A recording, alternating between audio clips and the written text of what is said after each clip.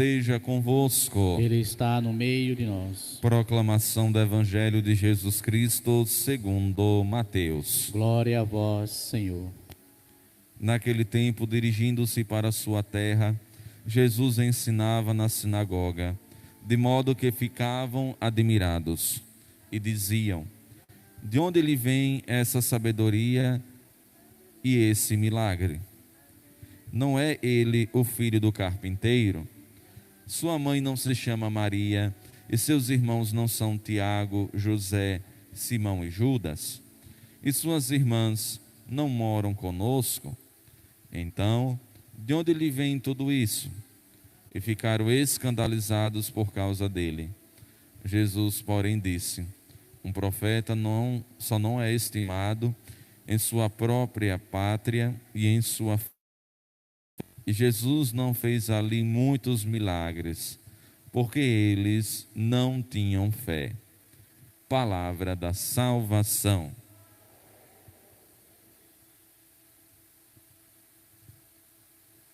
Querido irmão, hoje nós celebramos esta sexta-feira da 17ª semana.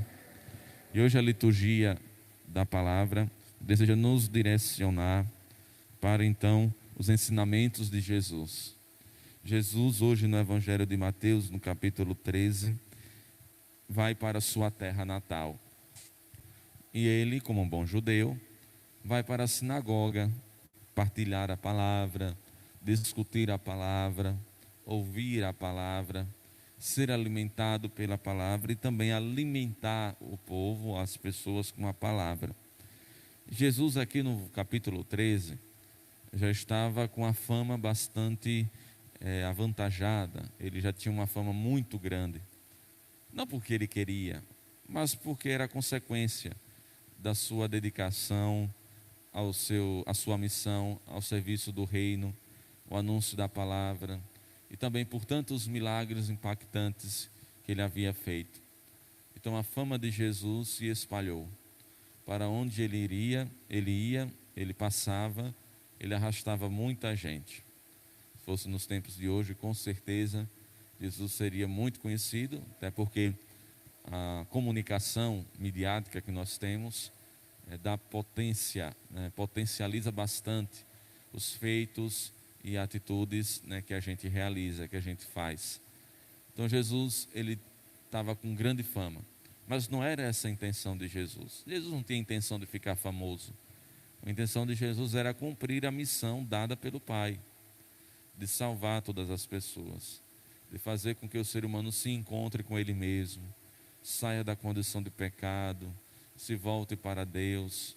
A intenção de Cristo era de tornar todos um só povo, diante de um só Senhor, que é Deus, que é o Pai, que é a Santíssima Trindade, que é nosso Deus. Então Jesus chega na sua terra natal, e ele então vai para a sinagoga, e todos ficavam admirados com os seus ensinamentos. Jesus tinha bastante sabedoria, primeiro porque ele era Deus, e depois porque ele foi muito bem criado, por José e por Nossa Senhora. Jesus foi muito bem criado. Ele foi criado pela Sagrada Família, por um casal fantástico. Um homem simples, humilde, mas com muita fé e muito temente a Deus, José. Depois, por uma mulher que não tinha pecado, que se dedicava inteiramente à família e também à vontade de Deus, Nossa Senhora. Não tinha como sair uma coisa ruim. Uma árvore boa não dá frutos ruins. Uma árvore boa sempre dá frutos bons. E assim foi Nossa Senhora e José.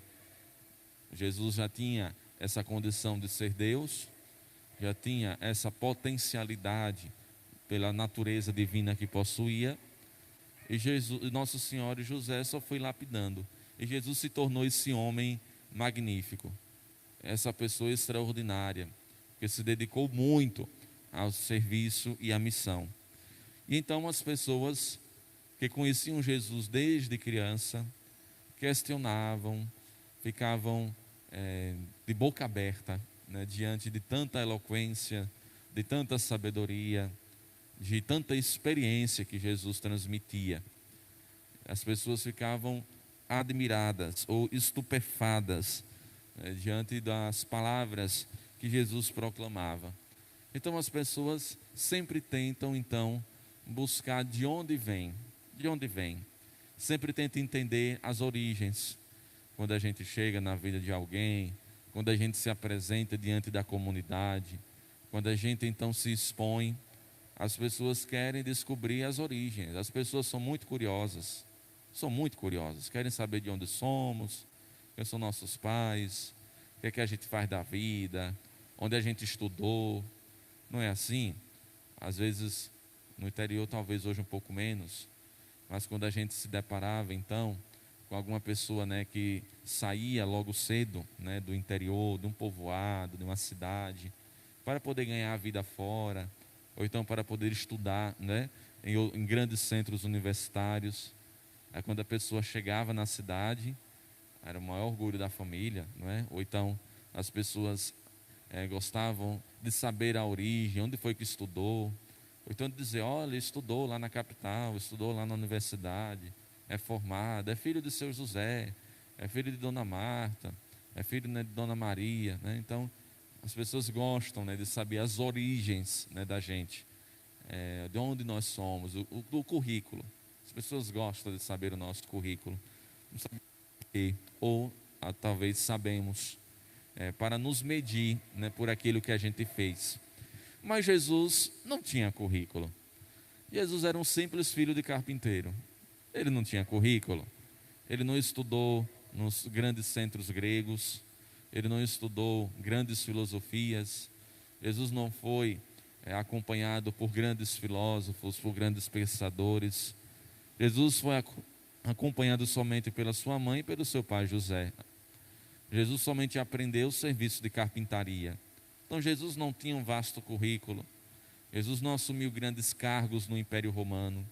Era uma pessoa simples, um simples carpinteiro, um simples galileu. Então as pessoas não encontraram base teórica, acadêmica, de estudos, uma base de capacitação, de qualificação em Jesus. Então elas começaram a questionar Jesus, porque elas acham que sabedoria, que capacidade de se relacionar e de falar é dada somente de livros. A gente só pode buscar em livros, em estudos, mas a gente às vezes esquece que a sabedoria às vezes é dada do dia a dia da vida, é dada também de pessoas simples. As pessoas simples também são dotadas de grande sabedoria, da sabedoria de Deus. Então as pessoas começaram a rotular Jesus. Não é ele o filho de carpinteiro? Sua mãe não se chama Maria? Seus irmãos não são Tiago, José, Simão e Judas? Suas irmãs não moram conosco? Então aqui a gente olha o preconceito, os julgamentos, as críticas que as pessoas estavam fazendo a Jesus. Ao invés de sentir orgulhosos, nossa, uma pessoa dessa, com essa sabedoria, com essa eloquência, com essa fama, que bênção, que graça, valoriza mais a nossa região. Ao invés de acolher o próprio Cristo, começam a criticar, começam a falar, começam então a fechar o coração diante dele. Mas quem disse que de um carpinteiro a gente não pode tirar sabedoria? Quem disse que de uma doméstica, dona de casa, a gente também não pode aprender coisas? Quem disse que de irmãos como José, Tiago, Simão e Judas, a gente também não pode tirar ensinamentos? E de irmãs também, quem disse que a gente não pode tirar? Podemos sim tirar muitas e muitas sabedorias. Não as sabedorias dos livros, mas a sabedoria da vida, a da experiência, de quem já viveu muito, de quem já viu muita coisa, de quem já passou por muitas dificuldades. Aí a gente pode tirar. A sabedoria não é somente dada por aquelas pessoas que estudaram, que têm 3, 4, 5, 10 faculdades, que têm mestrados, doutorados, enfim. Às vezes pessoas que têm tudo isso não têm um pingo de sabedoria. Pode ter conhecimento, mas sabedoria não. Conhecimento é uma coisa, sabedoria é outra. Às vezes a gente confunde pessoas que têm conhecimento com pessoas que têm sabedoria. São coisas totalmente distintas. Às vezes aquela senhorinha que não sabe nem escrever seu nome é muito mais sábia do que os doutos das ciências e das academias.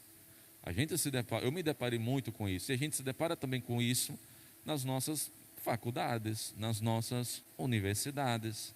Tem professores, por exemplo, que só fizeram a pós-graduação e que têm uma capacidade de ensinar, têm uma sabedoria extraordinária, assim que nem parece, né, que tem somente uma pós-graduação.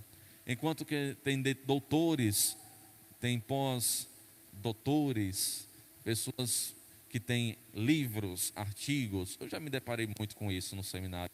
Livros, artigos que, pelo amor de Deus, dá vontade de sair correndo das aulas, porque é enfadonha as aulas. Não sabe transmitir o conteúdo, não sabe envolver, não tem sabedoria, não sabe lidar com aquela situação. Então, uma coisa é ter conhecimento, outra coisa é você ser sábio, é você ter sabedoria. A gente também precisa dividir. E Jesus, então, passou por essa situação. As pessoas achavam que era uma pessoa douta, de conhecimentos, que sabia de tudo, mas se deparou com um homem sábio, que aprendeu a sabedoria com seus pais, que aprendeu com a vida, com os mais velhos, com seus irmãos. E a graça de Deus que tinha, né, de ser Deus, não de Deus, a graça de ser Deus que ele carregava, ajudou ainda mais, potencializou ainda mais toda essa sabedoria. É ilusão a gente pensar que Jesus já nasceu sabendo de tudo. A sabedoria de Jesus, o conhecimento de ser Deus de Cristo, se deu no decorrer da sua maturidade humana.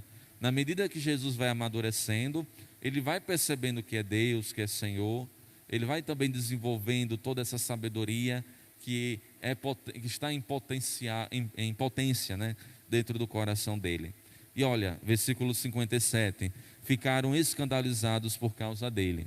Mas Jesus ficou calado de forma nenhuma. Jesus, ele é a sabedoria. E ele diz: um profeta não é estimado em sua própria pátria e em sua família. De fato, a gente se depara às vezes, né, com a realidade de não conseguir evangelizar ou falar de Deus, ou de encaminhar pessoas que são próximas a nós, ao Senhor. Que às vezes a profecia, ou então a palavra que sai da nossa boca, ou, né, que é praticada, né, por nós, não consegue tocar os corações dos nossos, daqueles que estão à nossa volta. Ao contrário, eles sabem os nossos defeitos e usam isso para dizer: mas você é assim e está aqui dando uma de santo, dando uma de santa. Nós encontramos então a origem daquele ditado popular: o santo de casa não faz milagre. Olha, pode fazer sim, né? Pode fazer sim, mas tem que ter muita persistência, muita perseverança. Tem que trabalhar muita coerência de vida. É um desafio muito grande. Mas se Jesus não conseguiu converter os seus concidadãos, imagine nós, né? Imagine nós. Mas tudo isso por quê? Versículo 58. Porque eles não tinham fé. Olha, um elemento importante para a gente poder evangelizar dentro da família, a dimensão da fé. Não adianta a gente falar de Deus, a gente evangelizar, se não há fé.